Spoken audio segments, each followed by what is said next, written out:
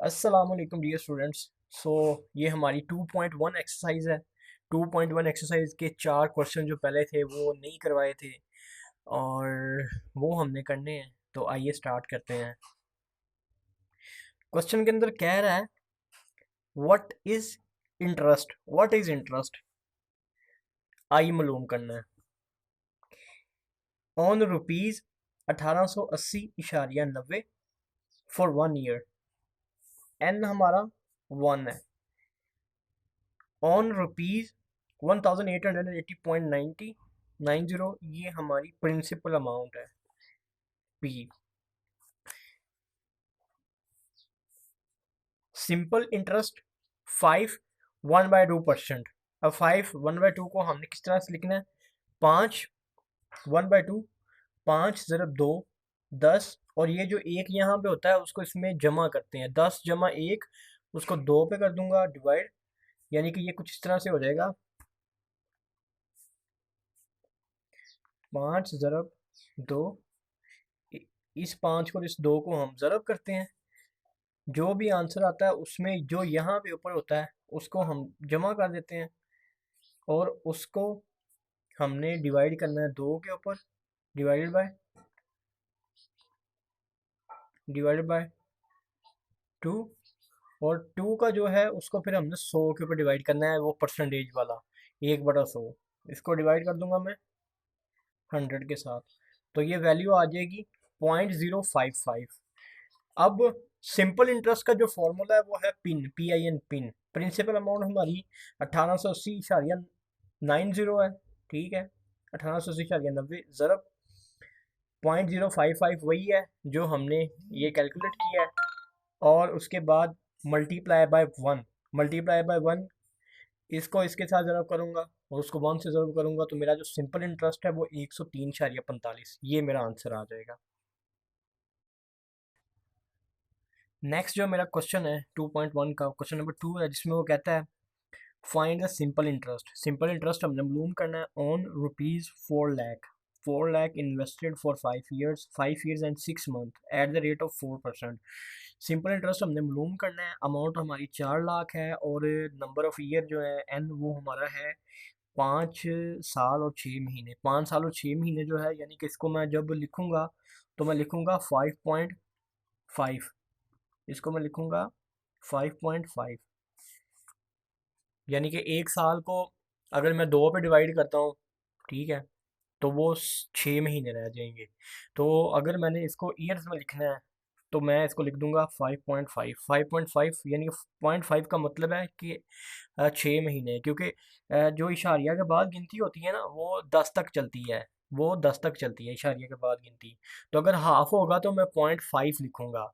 6 होगा, 7 8 9 10, 10 पे जाके वो आगे इसको 6 साल कर देगा, तो ये 5.5 होगा, यानी कि 5 साल और 6 महीने को 5.5 लिखना है मैंने। अब इसमें मेरे पास जो है वो प्रिंसिपल अमाउंट 4 लाख है, नंबर ऑफ ईयर 5.5 है और month at the rate of 4%। 4% को मैंने किस तरह लिखना है वो मैंने बार बार बताया हुआ। 4 को तकसीम कर देना है मैंने 100 के ऊपर। तो ये मेरे पास आ जाएगा 0.04। अब मैंने यहाँ पर लिखना है simple interest is equal to pin.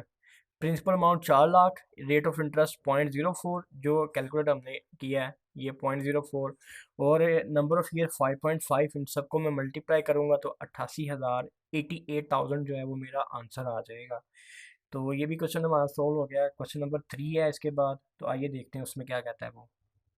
Question number 3 के अंदर वो कह रहा है how much interest will be charge by bank for a loan of rupees 7,50,000। 7,50,000 की अमाउंट है, अगर वो आपने बैंक से लोन लेनी है तो वो कितना इंटरेस्ट चार्ज करेगी, यानी कि रेट ऑफ इंटरेस्ट हमने मालूम करना है।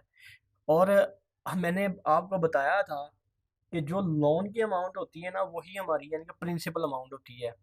तो ये हमारी प्रिंसिपल अमाउंट 7,50,000 है। उसके बाद है फॉर 3 मंथ्स, 3 महीनों के लिए, if the rate of interest is 4 1/4% per year.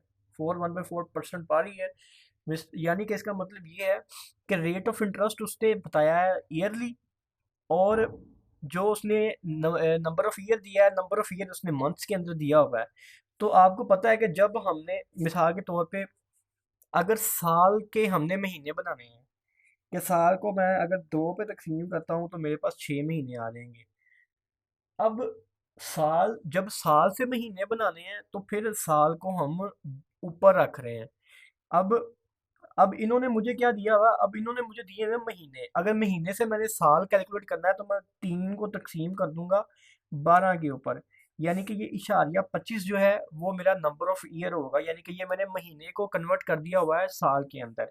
यानी कि मेरा जो है ना, S I is equal to pin मेरा फार्मूला है। प्रिंसिपल अमाउंट मेरी आ गई 7,50,000, रेट ऑफ इंटरेस्ट, और एन मैंने आपको बता दिया कि 3 महीने या 3 को मैं 12 पे ज़रब करूंगा तो इशारिया 25 साल आ जाएगा, 0.25 ईयर्स।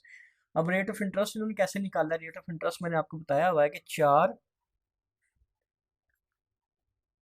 ज़रब 4, ठीक है, 4 ज़रब 4, यानी कि ये 4 को ज़रब करूंगा 4 के साथ, और जो यहाँ पे अमाउंट होती है उसको हम इसमें जमा करते हैं। 16 आ गया, जमा 1, 17, जमा 1 कर दूंगा 16 में, 16 जमा 1, तो ये मेरे पास आ जाएगा 17। 17 को मैं डिवाइड करूंगा 4 के ऊपर, ठीक है, 4 4 16 और 1 17, 17 को 4 पे डिवाइड करूंगा, डिवाइड किया 4 के ऊपर, तो मेरे पास आ गया इशारिया 25। अब इसके साथ फीसद भी है, फीसद के लिए मैं इसको ज़रब करूंगा 1 तकसीम 100, तो ये मेरे पास आ जाएगा इशारिया 0.425, यानी कि ये मेरे पास आ गया। अब प्रिंसिपल अमाउंट मेरे पास है 7,50,000, रेट ऑफ इंटरेस्ट है इशारिया 0.425 ज़रब इशारिया 25। अब इन सबको मैं मल्टीप्लाई करूंगा तो मेरे पास आंसर आ जाएगा 7968.75। ये सिंपल इंटरेस्ट का आंसर मेरे पास आ गया हुआ है। उसके बाद